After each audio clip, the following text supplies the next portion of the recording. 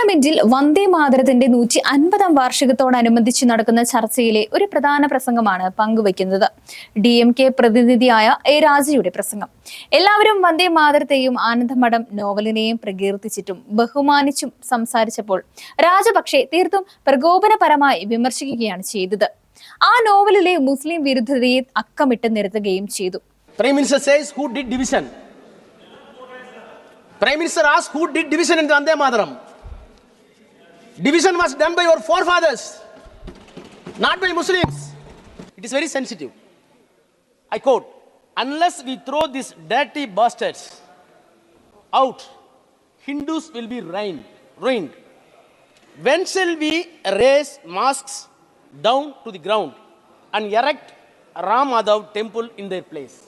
എന്തുകൊണ്ടാണ് BJP ആ novel ചർച്ചയിലേക്ക് കൊണ്ടുവരാൻ ശ്രമിക്കുന്നതിന്റെ കൃത്യമായിട്ടുള്ള കാരണം രാജയുടെ പ്രസംഗത്തിലുണ്ടായിരുന്നു. അത്രമേൽ മുസ്ലിം വിരുദ്ധ പരാമർശങ്ങളാണ് അതിൽ നിറഞ്ഞു നിൽക്കുന്നത്.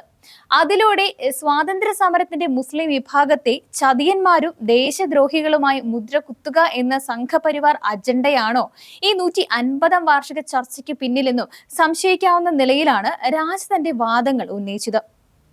എ രാജയുടെ പ്രസംഗത്തിന്റെ മലയാള പരിഭാഷ നിങ്ങൾക്കായിട്ട് അവതരിപ്പിക്കുന്നു. സഭ ഇന്ന് ലോകത്ത് ഇതുവരെ ഒരിക്കലും സംഭവിക്കാത്ത ഒരു വിചിത്രവും അസാധാരണവുമായ സന്ദർഭത്തിന് സാക്ഷ്യം വഹിക്കുകയാണ്. രാഷ്ട്രീയ നിറം പരിഗണിക്കാതെ വന്ദേ മാതരം ഗാനം മുഴങ്ങുമ്പോൾ എല്ലാവരും എഴുന്നേറ്റ് നിന്ന് ആദരവ് കാണിക്കാറുണ്ടായിരുന്നു. നാം ഒന്നാണെന്ന് കാണിക്കാനായിരുന്നു അത്. ഇതിനെ ഞാൻ വളരെ വിചിത്രമെന്ന് പറഞ്ഞതിന്റെ കാരണം ഇതാണ്. ഡെൻമാർക്ക്, ന്യൂസിലാൻഡ് തുടങ്ങിയ ചുരുക്കം ചില രാജ്യങ്ങൾക്ക് ഒന്നിലധികം ദേശീയ ഗാനങ്ങൾ ഉണ്ടെന്ന് ഞാൻ കണ്ടിട്ടുണ്ട്. പക്ഷെ ഒരു രാജ്യത്തിന് 2 വ്യത്യസ്ത ഗാനങ്ങൾ, ഒന്ന് ദേശീയ ഗാനം, മറ്റൊന്ന് ദേശീയ ഗീതം എന്നത് ലോകത്ത് വേറെ എവിടെയുമില്ല. ഇത് അത്യന്തം വിചിത്രവും ഇന്ത്യക്ക് മാത്രം സവിശേഷവുമാണ്. അതുകൊണ്ട് ഞാൻ ഗൂഗിളിലും ഓക്സ്ഫോർഡ് നിഘണ്ടുവിലും തിരഞ്ഞു. ആന്തം എന്നാൽ എന്താണ്? ഒരു രാജ്യത്തിന് പ്രത്യേക പ്രാധാന്യമുള്ള ഗാനം. ഗാനം എന്നാൽ എന്താണ്? പാടാനുള്ള വാക്കുകളോട് കൂടിയ ചെറിയ സംഗീത രചന. ഓക്സ്ഫോർഡ് നിഘണ്ടു തന്നെ പറയുന്നു, ഒരു ഗാനം സാധാരണ സമൂഹത്തിന് വേണ്ടിയുള്ള ആന്തം അഥവാ ഗീതമാകാം. അതായത് ദേശീയ ഗാനത്തിന് കൂടുതൽ വലിയ ലക്ഷ്യവും ഉൾക്കൊള്ളുന്ന ദേശീയതയുമുണ്ട്. അതുകൊണ്ടാണ് നമ്മുടെ പൂർവികർ 2 കവിതകളെ വേർതിരിച്ചത്. ഒന്ന് ദേശീയ ഗാനവും മറ്റൊന്ന് ദേശീയ ഗീതവും. ജാതി, മതം, ഭാഷ, പ്രദേശം എന്നിവയാൽ ഭിന്നിപ്പിച്ച ഒരു രാജ്യമാണ് നമ്മുടേത്. ഒരു ദേശീയ ഗാനം വേണം നമ്മെ ഒന്നിപ്പിക്കാൻ, ഒരു ഏകശക്തിയായി മാറ്റാൻ. ദേശസ്നേഹവും ദേശീയ ബോധവും വളർത്തുവാൻ ദേശീയ ഗാനം മനസ്സിലാക്കാം. പക്ഷേ ദേശീയ ഗീതം എന്തിന് ഇത്രയധികം കത്തിടപാടുകളും ചർച്ചകളും നടന്നിട്ടും ഇവ രണ്ടിനെയും തുല്യ സ്ഥാനത്ത് എത്തിച്ചു?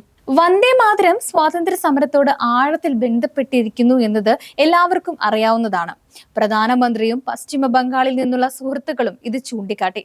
ആ ഗാനത്തിന്റെ ഇന്നത്തെ രൂപം ആഘോഷിക്കാൻ എല്ലാവർക്കും ഏകസ്വരമുണ്ട്. പക്ഷെ അത് ഈ ഗാനത്തിന്റെ ഉത്ഭവവും പശ്ചാത്തലവും ചർച്ച ചെയ്യുന്നത് തടയുന്നില്ല. കഴിഞ്ഞ 11 വർഷമായി ഞാൻ പ്രധാനമന്ത്രിയുടെ പ്രസംഗങ്ങൾ കേൾക്കുന്നു. അദ്ദേഹത്തിന് ചില പ്രിയപ്പെട്ട വാക്കുകളുണ്ട്. അപ്പീസ്മെന്റ് അഥവാ പ്രീണനം, നെപ്പോട്ടിസം അഥവാ കുടുംബ പക്ഷാപാതം. അദ്ദേഹത്തിന്റെ ഏത് വിഷയത്തിലുമുള്ള പ്രസംഗം തീരുന്നതിന് മുൻപ് പ്രീണന എന്ന വാക്കില്ലാതെ സാധ്യമല്ല. പക്ഷെ വന്ദേ മാതരത്തിന്റെ കാര്യത്തിൽ നാം തികച്ചും വിപരീത ദിശയിലാണ് സഞ്ചരിക്കുന്നത്. വന്ദേ മാതരം 1870 ബങ്കിം ചന്ദ്ര ചാറ്റർജി എഴുതി. അത് വിഗ്രഹാരാധനയുടെയും മതപരമായ വിദ്വേഷത്തിന്റെയും പേരിൽ ശക്തമായിട്ടുള്ള വിമർശനങ്ങൾക്ക് വിധേയമായിട്ടുണ്ട്. നമുക്ക് സ്വന്തം ഭാഷയോടും സംസ്കാരത്തോടും അടുപ്പമുണ്ട്. പക്ഷേ ചരിത്രരേഖകൾ പരിശോധിക്കാതെ എല്ലാം മഹത്വൽക്കരിക്കരുത്. ബങ്കിം ചന്ദ്ര ചാറ്റർജി 1906 മരിച്ചു. അതിനുശേഷമാണ് വന്ദേ മാതരത്തിന്റെ രാഷ്ട്രീയ വിവാദം തുടങ്ങിയത്. അദ്ദേഹത്തിന്റെ ആനന്ദമഠ് നോവലിലെ സന്ദർഭം മുഴുവൻ വായിച്ചാൽ മുസ്ലിം വികാരങ്ങൾ വ്രണപ്പെടുത്താനിടയുള്ള ഭാഗങ്ങളും കാണാം. പ്രധാനമന്ത്രി തന്നെ 2018 ആനന്ദമഠ് സ്റ്റാമ്പ് പ്രകാശന ചടങ്ങിൽ പറഞ്ഞു, ആനന്ദമഠത്തിലെ ഒരു കഥാപാത്രം വന്ദേ മാതരം പാടുമ്പോൾ മറ്റൊരു കഥാപാത്രം പറയുന്നു, ഇന്നത്തെ മാതൃഭാരതത്തിന് 140 കോടി കുട്ടികളും 280 കോടി കൈകളുമുണ്ട്. അവരിൽ ഭൂരിപക്ഷവും ചെറുപ്പക്കാരുമാണ്. വന്ദേ മാതരത്തിന്റെ യഥാർത്ഥ സ്വപ്നം സഫലമാക്കാൻ എന്ത് തടസ്സമാണുള്ളത്? അവിടെ അദ്ദേഹം വീണ്ടും പറയുന്നു, വന്ദേ മാതരത്തിൽ 2 ശ്ലോകങ്ങൾ മുറിച്ചു മാറ്റി. അതിലൂടെ വിഭജനത്തിന്റെ വിത്തുപാകി. ഞാൻ പ്രധാനമന്ത്രിയോട് 4 ചോദ്യങ്ങൾ ചോദിക്കട്ടെ. 1, വന്ദേ മാതരത്തിൽ മുറിച്ചുമാറ്റൽ നടത്തിയത് ആരാണ്? 2, ആ മുറിച്ചുമാറ്റൽ രാജ്യത്തിന്റെ വിഭജനത്തിലേക്ക് നയിച്ചോ? 3, ഇന്നും ആ വിഭജന ചിന്ത നിലനിൽക്കുന്നുവെന്ന് പ്രധാനമന്ത്രി പറയുന്നു. അത് ആരിൽ നിലനിൽക്കുന്നു? നാലാമത്തേത്, വന്ദേ മാതരത്തിന്റെ യഥാർത്ഥ സ്വപ്നം എന്താണ്?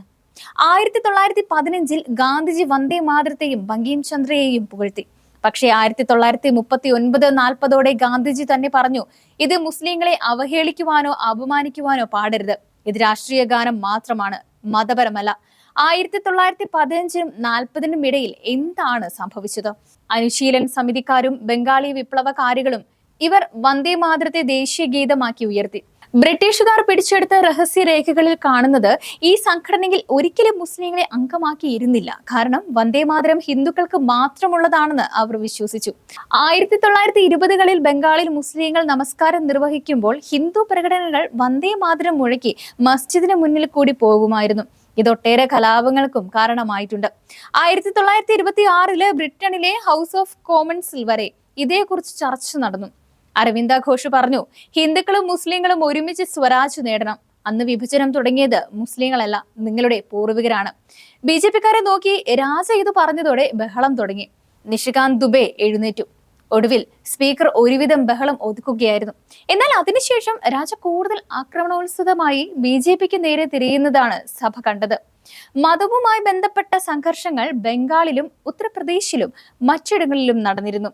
ഒടുവിൽ അത് അന്വേഷിച്ച് ബങ്കിം ചന്ദ്ര ചാറ്റർജി തന്റെ നോവലിനെ തന്നെ പുനഃപരിശോധനയ്ക്ക് വിധേയമാക്കി. അദ്ദേഹത്തിന്റെ ആനന്ദമഠ നോവലിൽ പിന്നീടാണ് വന്ദേ മാതരം കടന്നു വന്നത്. ആനന്ദമഠവുമായി ബന്ധപ്പെട്ട പഠനം നടത്തിയ പ്രശസ്ത ചരിത്ര ഗവേഷക തനിക സർക്കാർ ബങ്കിം ചന്ദ്ര ചാറ്റർജിയുടെ എല്ലാ കൃതികളും ചേർത്ത് ദേശഭക്തി രാജമാല എന്ന പേരിലൊരു സമാഹാരം പുറത്തിറക്കി. അതിൽ ആനന്ദമഠവും ഉൾപ്പെട്ടിരുന്നു. തനിക സർക്കാർ ഉദ്ധരിക്കുന്നു, ഈ ഡേർട്ടി ബാസ്റ്റേഡുകളെ തുരുത്തിയില്ലെങ്കിൽ ഹിന്ദുക്കൾ നശിക്കും.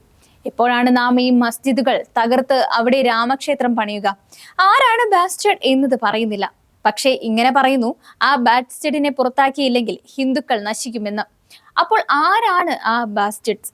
ഇത് കേട്ടാൽ നമുക്ക് സ്വയം അനുമാനിക്കാം ഇത് എന്താണ് സൂചിപ്പിക്കുന്നതെന്ന്. അതേ നോവലിൽ തന്നെ നമ്മുടെ മുസ്ലിം ഭരണാധികാരികൾ നമ്മെ എങ്ങനെ സംരക്ഷിക്കും?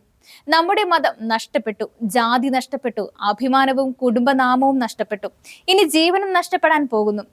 ഈ വ്യഭിചാരികളും ശ്രീലംബടനുമായ പന്നികളെ തുരുത്തിയില്ലെങ്കിൽ ഹിന്ദുമതം എങ്ങനെ നിലനിൽക്കും? ബങ്കിം ചന്ദ്രയുടെ സാഹിത്യത്തിൽ ഇങ്ങനെയുള്ള നിരീക്ഷണങ്ങൾ വന്നതാണ് നമ്മുടെ രാജ്യത്ത് മതശത്രുതയ്ക്ക് കാരണമായത്. ഇനിയൊരു സംഭവം കൂടി ഈ സഭയുടെ ശ്രദ്ധയിൽ കൊണ്ടുവരുന്നു. ബംഗാളിലെ ഈശ്വർ ചന്ദ്ര വിദ്യാസാഗർ സ്ത്രീ വിദ്യാഭ്യാസത്തിനും ബഹുഭാര്യത്വ നിരോധനത്തിനും വിധവാ വിവാഹത്തിനും വേണ്ടി 2000 ഒപ്പുകളുമായി ഗവർണർ ജനറലിന് നിവേദനം നൽകി. എന്നാൽ വന്ദേ മാതരം ഗാനത്തിന്റെ രചയിതാവ് ബങ്കിം ചന്ദ്ര 28,000 ഒപ്പുകൾ ശേഖരിച്ച് ഇത് ഹിന്ദു ആചാരങ്ങൾക്കെതിരാണ് എന്ന് പറഞ്ഞ് എതിർ നിവേദനം നൽകി.